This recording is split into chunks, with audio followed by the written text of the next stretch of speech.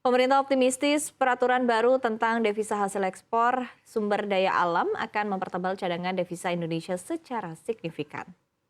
Menteri Koordinator Bidang Kemaritiman dan Investasi Luhut Binsar Panjaitan memperkirakan cadangan devisa naik 2 kali lipat dari posisi cadangan devisa Juni sebesar 137,5 miliar dolar Amerika Serikat. Luhut mengatakan cadangan devisa yang kuat ini dimungkinkan karena dalam PP tersebut telah mengamanatkan agar DHE SDA yang disimpan eksportir minimal 250 ribu dolar Amerika di sistem keuangan domestik paling singkat 3 bulan. Luhut menegaskan aturan baru DHE ini tidak menyasar pengusaha yang nilai ekspornya di bawah 250 ribu dolar Amerika atau ekuivalennya.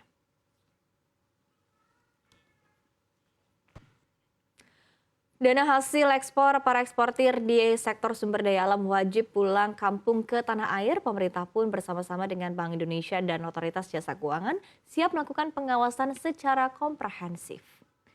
Pemerintah telah resmi melengkapi aturan turunan soal devisa hasil ekspor atau DHE. Terdapat 4 sektor yang masuk ke dalam aturan terbaru tersebut dan jenis barang yang terkena aturan ini pun ditambah dari 1.285 menjadi 1.545 pos tarif. Batas minimum nilai transaksi ekspor yang terkena kewajiban DHE paling sedikit adalah 250 ribu dolar Amerika Serikat atau setara dengan itu. Dan batas devisa hasil ekspor yang harus ditempatkan di dalam negeri adalah sebesar 30% selama minimal 3 bulan sejak penempatan dalam rekening khusus devisa hasil ekspor sumber daya alam. Semuanya akan mulai berlaku 1 Agustus dan hanya berlaku bagi eksportir yang nilai pemberitaan pabean ekspornya lebih dari 250 ribu US dollar per dokumen. Ini kan setiap kali mereka melakukan ekspor, mereka mengisi pemberitahuan pabean ekspor atau PPE ini. Kalau nilai ekspornya di atas 250 ribu US dollar dan dia masuk dalam kategori 1.545 pos tarif, maka mereka menjadi eksportir yang wajib memenuhi ketentuan peraturan pemerintah nomor 36 tahun 2023. Apabila eksportir tadi mengekspor barang-barang yang masuk dalam 1.545 pos tarif, jadi masuk dalam KMK, namun nilai ekspornya di bawah 250 ribu US dollar per dokumen pemberitahuan pabean ekspor, mereka tidak terkena kewajiban DHE. Sementara itu, Menko Perekonomian Erlangga Hartarto mengungkapkan besarnya potensi devisa hasil ekspor dapat diperoleh Indonesia dari sektor sumber daya alam.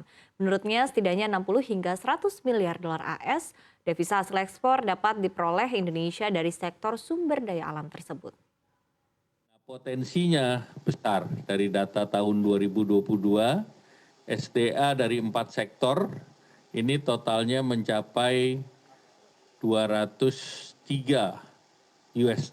miliar dolar atau sebesar 69,5% dari total ekspor, dan dengan ketentuan DHE SDA maka minimal kalau 30% dari 203 itu nilainya 60 miliar dalam setahun.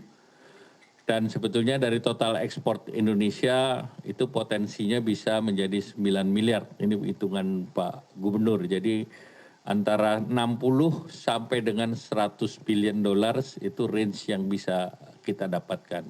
Dan terkait penyimpanan dana devisa hasil ekspor di dalam negeri, Gubernur Bank Indonesia Peri Warjio juga menjelaskan bahwa BI menyediakan solusi win-win baik bagi eksportir maupun perbankan terkait penyimpanan devisa hasil ekspor di dalam negeri. BI juga telah menyiapkan aturan turunan dari Peraturan Pemerintah Nomor 36 Tahun 2023 tentang devisa hasil ekspor dari sektor sumber daya alam. Term deposit falas, ya Bang, bisa. Bunganya kompetitif. Pengen tahu untuk bunganya akan kami review bulan per bulan, waktu ke waktu. Kompetitif dengan luar negeri. Jauh lebih tinggi dengan suku bunga falas dalam negeri.